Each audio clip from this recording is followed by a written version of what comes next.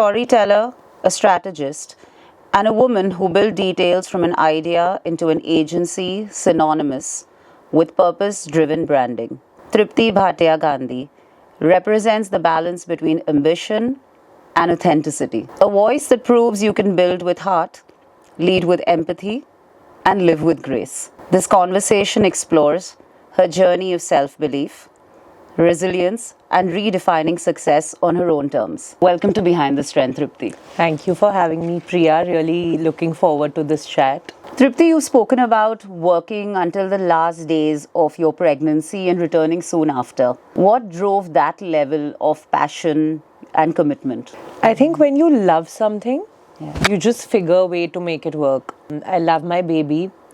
Details, number one. Yes. And I love my baby Kayan. So while I was really scared when I was pregnant, but I knew I wanted to inspire people because I've grown up seeing a lot of talented women giving up their careers or not working at all because they needed to, they needed to run a family. They needed to take care of their kids. Yeah. So I didn't return soon after. I never stopped. I took calls till I went into the OT, right. And while I came back, so it was like a 1 hour break, and then I was back on calls, and I was chilling. So the whole point was, like, I feel people scare you, and I think if you're just relaxed and if you're normal about it, and you just think it's just another part of your life, you flow into it.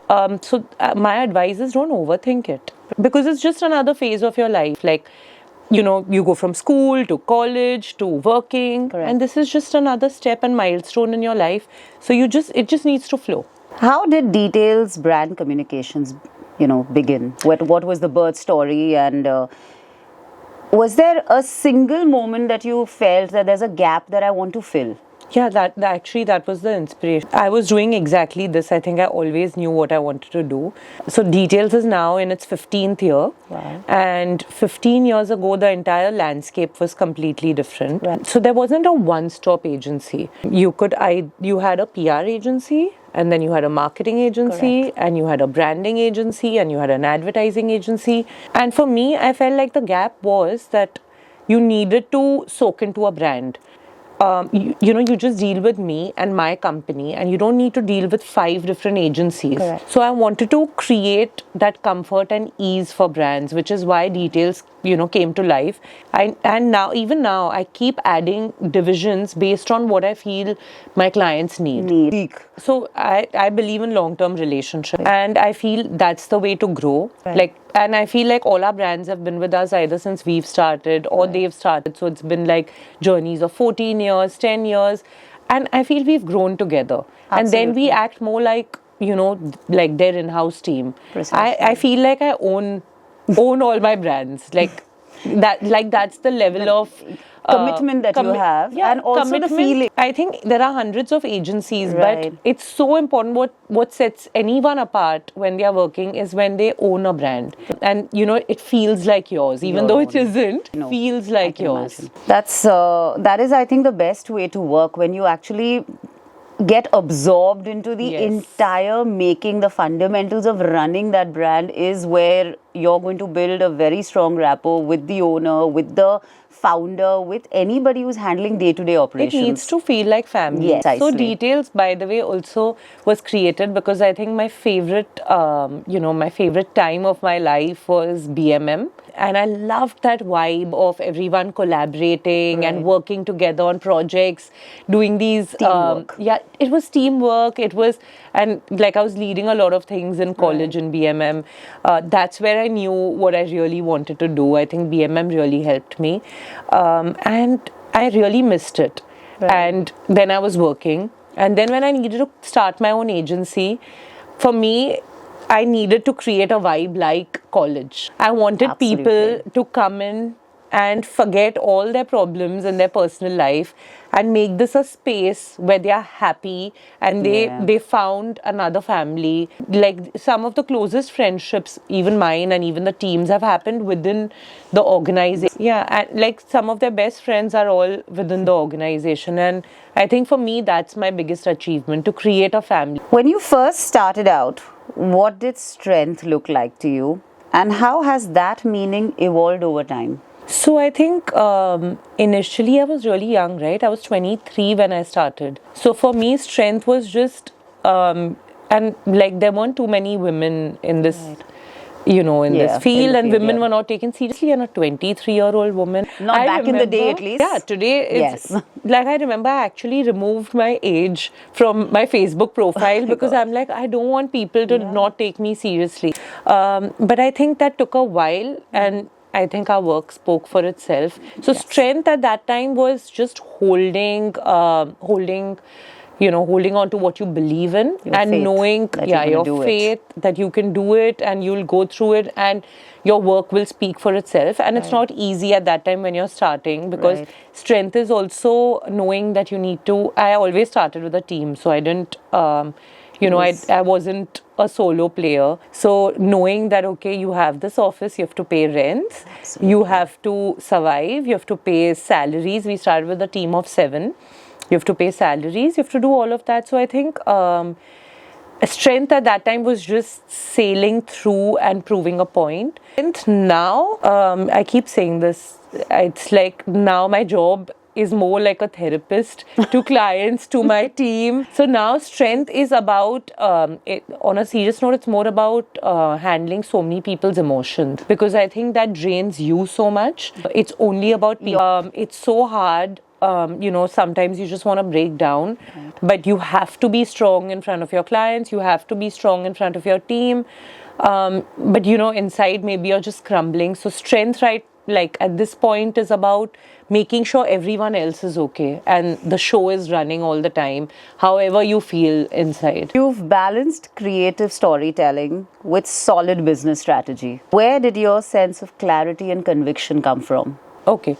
So, from a client point of view, like we try not to, like for me, like each brand, even if it's the same cuisine or similar, what I do is I first try to understand what the brand stands for, and like what, maybe what the brand owners want, and then I basically come up with a story based on that. And in terms of creativity, so we also work on budgets, right? Right. So your creativity also Depends like on there that. are people who have no budgets and we still come up with something creative. And then there are brands who have like really, really high budgets, and then you can play around and do bigger things. course. But I think the storytelling is the same. Right. And at that point, I don't think budgets matter, but of course, you can amplify it more when you have 100%, budgets. for sure. And the ROI is, we try not to spend too much. We try to do as much organic feeding as possible so that it's not very heavy on the brand's pocket also. Every founder faces moments of doubt. Can you share one that truly tested you and how you rose from that? COVID.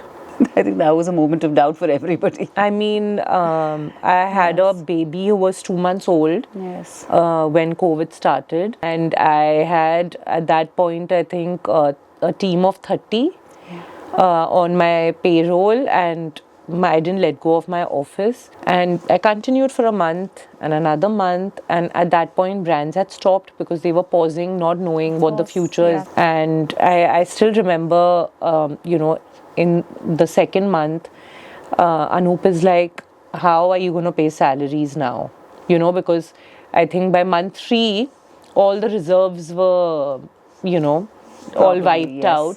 And he's like, what are you going to do now? Because every other agency are either shut or they let go of people.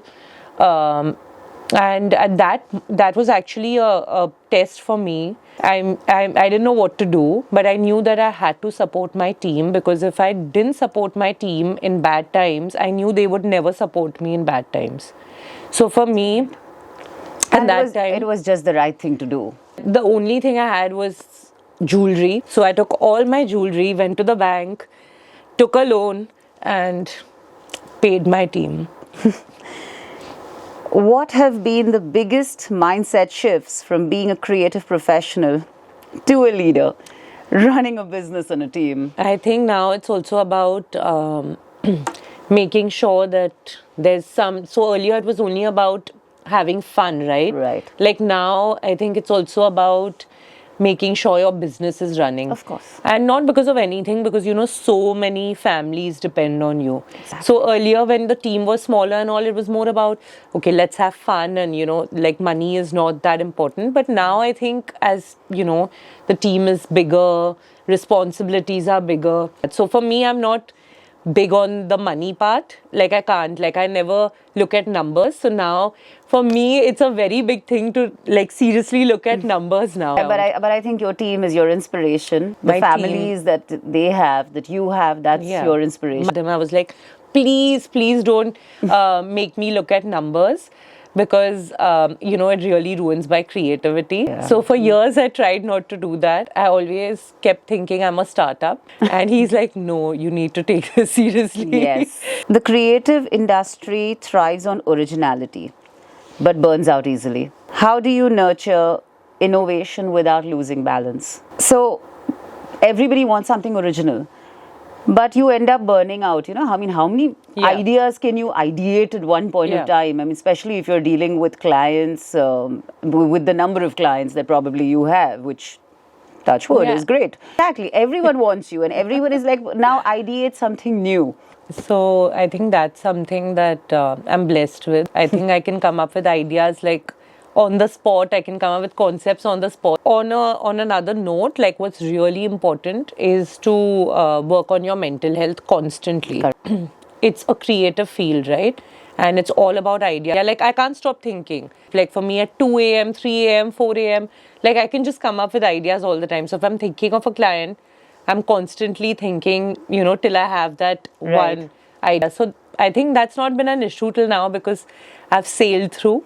But it takes a lot of mental health work. And I think that's a very, very important part. Like people don't understand the importance of working on your mental health more than going to the doctor, getting your blood test done. Because if your mental health is great, everything is great. And in this field, your mental health is always going for a toss. What does resilient leadership mean to you, and how do you embody it in everyday decisions? Like when you have to kind of make a decision which is very mundane but necessary. How do you kind of manage that, keeping leadership in mind? I think now, like a lot of the smaller decisions, etc., I think you also have to empower your team. Like I did that for a long time in the company, and I think a little before COVID and then during COVID, I realized that everyone needs to grow. So now a lot of the like regular decisions that I used to take, or the smaller things, because also my team's been with me for so long. Delegation is key. Delegation is key, and I also feel like everyone needs to grow. So I think empowering your team is a very, very crucial and important part. As a mother and an entrepreneur, how do you define balance? And has that definition changed over the years? So I don't think you can... I don't think there's anything called balance. There are days when you're giving a little more time to work, and there are days when you're giving a little more time to your baby. I do it every single day. Comes with a lot of mom guilt. I can't be guilty, I can't be guilty all the time, because how am I supposed to work then? Because again, this affects your mental health. So initially I was like drowned in mom guilt, but now I just involve my child in everything. So I just get him excited about my work. I take him for my events. I take him for my tastings. I involve him wherever he can be. And now he's very proud. So he feels I own all the brands that I work on. And then he's like, yeah, my mama owns this brand. And so I involve him as much as possible. Considering, that it's the next generation, they need to see their parents up and about. But I try to like involve him. But honestly, like you can't have it all. To maintain balance, I think, is a myth. You're trying every day. So, and if there are any special events or special things that I need to go for. So I know my mornings are with him and my routine with him. My nights are with him. So I go back from work, put him to sleep, get my bedtime, and then go back to work. So I make sure, and then we take a lot of holidays. So then that's his time. So that's how I do the balancing. Plus, you've got a support system too. That's important. If I didn't have my mother, my mother-in-law, Saroja, who takes care of him, my husband. I mean, there's no way I would have been able to do what I do. What's your advice for women who fear they'll have to pause their ambitions for motherhood or family life? And what is your advice to them? Just go for it. Like, don't be scared. Like I said, it's just another milestone in your life. And stop overthinking it and stop, like, scaring people. Like, they keep saying, oh my God, it's so tough. But life is tough. So, You have to work through it. yeah, you have to work through it. And, like, if you don't overthink anything, like, they say you put your energy into something Right. and then it amplifies. I didn't think of it at all. I just didn't overthink it. When I had a baby, I didn't overthink it. I just, like, it just flows. Like, don't, like, put in so much negative energy, because then you're constantly, like, thinking about it. And what you put out tends to come back magnified. yeah. What small daily rituals or habits help you stay grounded amidst chaos? I meditate. Every morning, I meditate. I chant. Like, for me, the Hanuman Chalisa is what really calms me down. And then I have my, like, when I need my peace, there's a certain temple I go to, there's a church that I go to. But most importantly, like, I also go for a lot of sound healing. I go for therapy. So all these things really, like, help me, like, keep calm in the middle of chaos. Like, I'm going on saying it. It's so important for you to be happy, positive, and know that. A lot of people say we're always positive, but it takes a lot of work at the back end for people to actually reach that stage of positivity. Like, I write a gratitude journal in the nights. I do different things, but for me, the constant is the meditation, the praying. Like, I pray every day. Like, off late, I feel like I've become more spiritual, because sometimes when you're, like, so stressed and you have so much responsibility of so many things. Like, earlier, I always believed in God, but now, when you have that much responsibility, now I feel like I need God. And not for anything else, but just to kind of Support system. Stay calm. That's it. Stay Almost calm, like just a and pillow. you just need, you're like, okay, there's someone taking care of me. Yes, precisely. While you're taking care of the whole world, you need someone to take care of you. Absolutely, I resonate with that. What impact do you hope Details will leave on the Indian brand and communication landscape? I hope it's international also, not just Indian. No, but starting I'm at joking. our, at the Indian level, because for us, things are so new in a way, as it's quite nascent. If you say 15 years, it's still nascent. It's not really, though it's very well established, but I'm not saying Details is nascent. I'm saying the idea of it, coming together is very nascent. I just hope that the impact it creates is that brands know that when they come to us, they're taken care of completely. Like, I want people to know that the work that we do can never be replicated, and not because there aren't 100 agencies, but because, like, I think, like, we are all heart. Like, I think I lead with my heart. Right. And I think, for me, I just want that to be like a testament. Yeah, Really? Yeah, when I was working, no one in PR was married, like any agency owner. Like, they never got married. So I got married, and a lot of them who got married also couldn't sustain their marriages, because it's the pressure. If you actually, and I don't blame anyone, but if you actually see the stats, PR is one of the highest, like the most stressful jobs in the world. Right. So I guess the failed relationships or being single for life was one of the myths which I broke. Wow. So I think that's a personal achievement. Yeah. If you were to design your own strength framework, what would be its 3 pillars and why? Strength framework. Belief, trust. Because you always need to trust the universe, even in your bad times. Belief, trust, and yeah. I try to be as positive as I can. Okay, lastly, what message would you like to leave for our audience? Standing at their own crossroads, those ready to build something that they're unsure of. What's the worst thing that could happen? The worst thing that could happen is that you'll fail. But you'll never know till you don't try. So.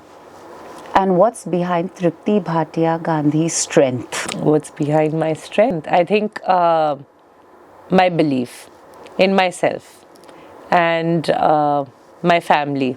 My family always, but if it's about me, then it's just the fact that there's a lot of like self-belief and trust in myself. Great. Thank you, Tripti. Thank you. This was fun. I had a great time. Thank you for being with us and sharing your journey, everything, and your details with us. Thank you very much. Thank Tripti. you so Thank much you. for having Thank me. you.